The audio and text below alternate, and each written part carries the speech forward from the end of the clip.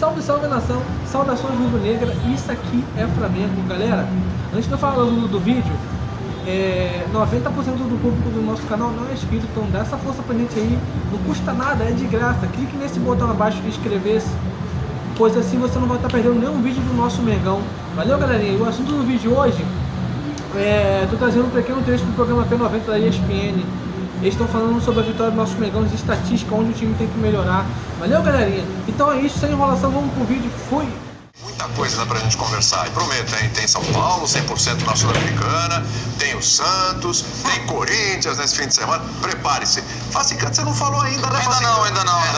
Não, esse é do... Ele vai dar boa tarde depois do brinde. Não, os meus companheiros são prioridade sempre. Um monte de coisa, mas do jogo mesmo você ainda não falou. Vamos lá, quero te ouvir. Ainda não. Tudo bem, William? Muita gente, tarde né? pra você, Sormani, Zé, Prats, fã de esporte conosco também. Padrão.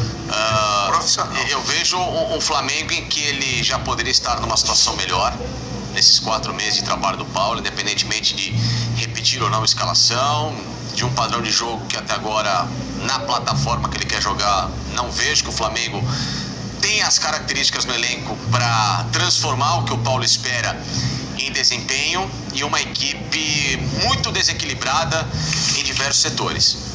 Se individualmente o time é muito bom com a bola nos pés, do meio para frente, em especial o trio que resolve, né? O Gabriel, o Bruno Henrique e o Arrascaeta, mas do meio para trás, e o Rafa apontou muito bem na questão sem bola, na questão tática, na questão de você deixar o time mais acoplado, o Flamengo não desenvolve. O Flamengo é pouco combativo. Não, mas tem 3 vitórias em 3 jogos, ô Facinca. Não, a gente tem que avaliar, tá, mas a campanha tá muito boa ainda. A campanha, Rafa, a campanha, ela é boa. É boa. A campanha é boa, os resultados são bons, mas aí eu vou voltar, por exemplo, ao primeiro semestre de 2019, em que o Flamengo também conquistou o resultado. Foi campeão carioca, ele passou às oitavas de final da Copa Libertadores da América, o técnico era o Abelão. E não era suficiente, né? Porque aquele time dava sinais de que quando precisasse pegar um jogo mais pesado, ele talvez sofresse com equipes mais organizadas. Tanto é que o Flamengo tira o técnico, traz outros, se reorganiza, contrata jogadores, é verdade, naquele momento, e se torna o que se tornou, né, histórico pro torcedor. Eu vejo deficiências gravíssimas nas duas laterais. É um Flamengo extremamente espaçado. O Felipe Luiz não era o novo Roberto Carlos? Não, calma. A imprensa cansou de falar isso. Porque, primeiro que ele nem tá jogando como lateral, né? Tá jogando como um zagueiro, e ele é um jogador que já não era combativo a esse ponto. Já se Quando passaram voltou, 3 anos, então. exatamente, né? Você tem 3 anos de diferença hoje. Você tem uma dupla de volantes hoje que ainda está se conhecendo, que ontem de fato não desenvolveu muito bem, mas se foi por uma questão muito grave fisicamente, é compreensível, mas eu não teria tirado o João Gomes, porque por característica acho que é um jogador que ainda no meio campo do Flamengo consegue ser um pouquinho mais versátil. Em relação até ao Thiago, que fez um jogo ok, mas nada de muito brilho, né? É o segundo jogo seguido que a Agora, dupla a não vai bem. lateral direita do Flamengo, o corredor... Segundo jogo seguido que a dupla não vai bem, o Thiago e o João. O corredor... Não achei que o Thiago mal jogou mal, não. O corredor direito do Flamengo, para mim, é uma tragédia. O Isla se mostra cada vez mais inapto a jogar. O Ilharão muito menos. Você vê que diversos movimentos, a Católica infiltrando sem cobertura do Arão, ele e o Isla completamente instáveis, não se tinha uma terceira recomposição por ali. Entrou o Andréas, piorou a combatividade no meio campo do Flamengo. Então, esse é um trabalho muito sério que o Flamengo precisa trabalhar. Mas aí, assim, que entra no que nós estávamos falando. Você joga 14 jogos com 10 formações diferentes de zaga. Você joga 14 jogos, eu não sei, não vou ferrar a produção, né? Mas se você olhar quantas vezes jogaram repetidos os 2 laterais. Exato. Sempre muda, não tem jeito. Você tem que, assim, eu acho que primeiro que nós estamos vendo uma mudança de sistema de jogo, uma mudança de postura, novos jogadores. Você mesmo falou que o Lázaro no lado esquerdo estava indo bem. Sim. Né, que tá perfeito. Então, tanto é que entra no segundo tempo e dá um upgrade. Então não tem não é que não tem problemas, são as opções feitas pelo treinador, porque se o Lázaro tá bem, então não tem problema.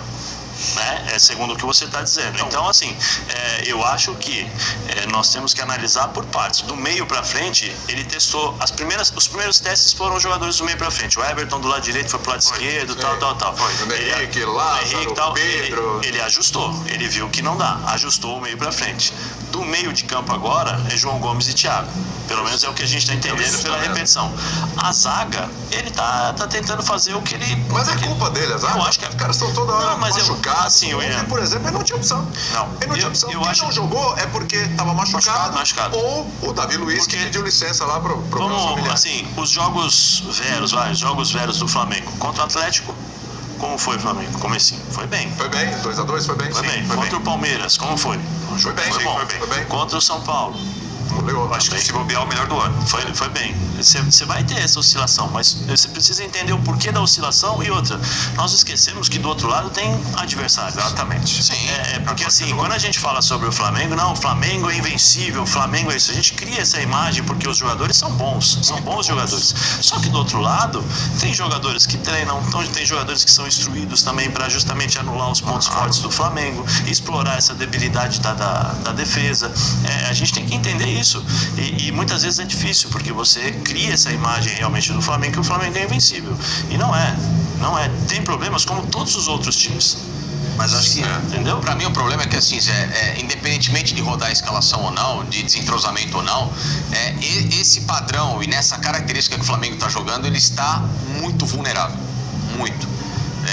Se trocou as duplas, a zaga tem tentado com formações diferentes, ora 2 zagueiros, ora um apenas zagueiro, enfim, você tem situações, joga Lázaro, joga um Bruno mais aberto, e o problema do Flamengo já não é de hoje, nessa questão sem bola, e também nessa questão de compactação defensiva.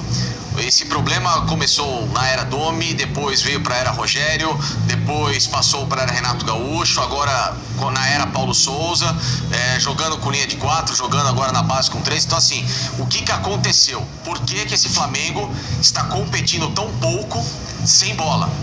Por que esse Flamengo está vulnerável sem bola? É o tempo que se passou de 3 anos para cá, a característica de alguns jogadores que talvez hoje já estão sendo mais estudados e o Flamengo não consegue mais competir de outra forma. É um Flamengo que talvez para algumas posições substituiu mal com outras peças que acabaram deixando o elenco. Então você tem que fazer uma análise um pouquinho mais cirúrgica para entender o que de fato está acontecendo, né? Porque o Flamengo tem 6 zagueiros, você tem agora mais um estreando que é o Pablo, mas os outros 5 que já tiveram inúmeras chances nunca conseguiram se firmar. A zaga sempre foi o calcanhar de Aquiles do Flamengo, mesmo na época do Jesus. Porque o Maria ele não começa como titular. Sim. Ele ganha a posição com o passar do tempo. Sim. A zaga era o Bruno Henrique, o Rodrigo Caio e o Léo Duarte. Parece que era essa a zaga. O Léo foi vendido. Era da base. Aí o Léo foi vendido pra Itália. Isso. Depois tinha um outro jogador cara também que era da base. Não era o Natan. Tinha um outro Era jogador também da base que foi vendido pra França, se eu não me engano. Que também jogava. Lá no fim de 2019, lá no fim, 2 meses, Tuller, isso mesmo. Jogava o Tuller. Isso. Aí lá há 2 meses do final da temporada, ele conseguiu encaixar o Mari. Que também não era um cara confiável no início. O Mari entrou um pouco. Jogava o Mari em algumas partidas, não jogava bem, entrava o Tuller, depois entrava o Léo Duarte, saía daí, entrava aquele, Noga, ele jogava todo mundo. No final ele conseguiu encontrar. Então, quer dizer, sempre foi um problema do Flamengo.